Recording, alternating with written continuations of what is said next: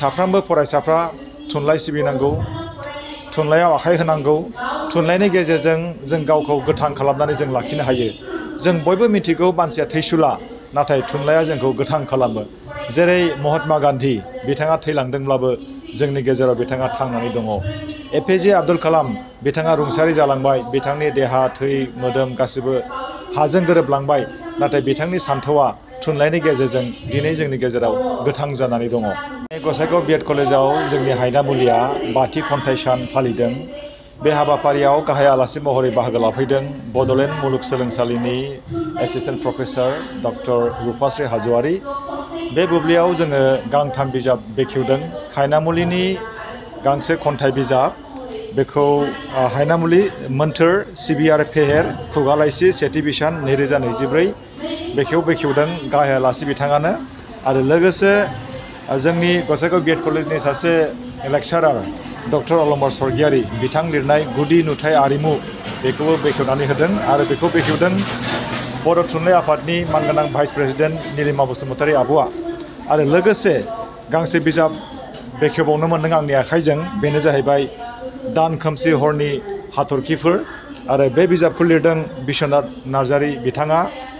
दा बुंनांगोन बिश्वनाथ नार्जारी बिथाङा गाव लोमजानानै दङ, गावनि देहाया जोबोरै नोरजियाब्लाबो बिथाङा थुनलाइ बिथिङाव थुनलाइ सिबिनायखौ, हारि सिबिनायखौ बिथाङा नागाराखै। आरो बिथाङा नैबे बिजाबखौदि फोसावदों, लिरदों, बे बिजाबाव माखासे उन्दै आरो गेदेरफोरनि जिउ खौरां बे बिजाबाव दङ। दा बियो जोबोरै मोजां खामानि जादों होननानै आङो फोथायो। दा जोङो दिनै बे खन्थाइ सान खुंनायनि मेसेज बेनो जाहैबाय जोंनि साफ्रोमबो फरायसाफ्रा थुनलाइ सिबिनांगौ, थुनलाइयाव आखाइ होनांगौ। थुनलाइनि गेजेरजों जों गावखौ गोथां खालामनानै जों लाखिनो हायो। जों बयबो मिथिगौ मानसिया थैसुला, नाथाय थुनलाइया जोंखौ गोथां खालामो। जेरै महात्मा गान्धी बिथाङा थैलांदोंब्लाबो जोंनि गेजेराव बिथाङा थांनानै दङ। एपिजे आब्दुल कालाम बिथाङा रुंसारि जालांबाय, बिथांनि देहा थै मोदोम गासिबो हाजों गोरोबलांबाय, नाथाय बिथांनि सान्थौआ थुनलाइनि गेजेरजों दिनै जोंनि गेजेराव गोथां जानानै दङ। बेबायदिनो जोंनि साफ्रोमबो फरायसाफ्रा थुनलाइयाव आखाइ होयोबा गावनि उरां फारां जानाय गोसोखौबो हमथानानै लाखिनो हागोन। फरायसाफ्रा डिरेल जानाय नङा, गावनि गाहाय थांखियावनो थागोन। जाय फरायसाया जेबो मावालासिनो थायो बा गोसोखौ लांदां खालामो, उरां फारां साननाय फैयो। उरां फारां साननाय फैयोब्लानो गाज्रि बाथ्राखौबो साननो हागौ, गाज्रि खामानिखौबो साननो हागौ।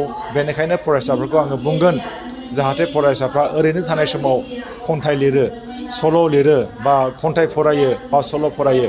बेबायदि खामानिखौ मावोब्ला समाज सिबिनायबो जागोन, गावखौबो दानाय जागोन, थुनलाइबो सिबिनाय जागोन।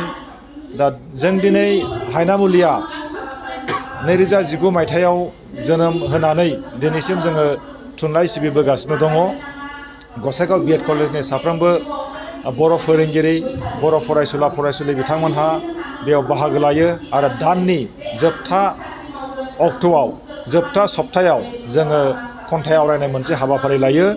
दिनैसिम जोङो 22थि खन्थाइ आवरायखांबाय।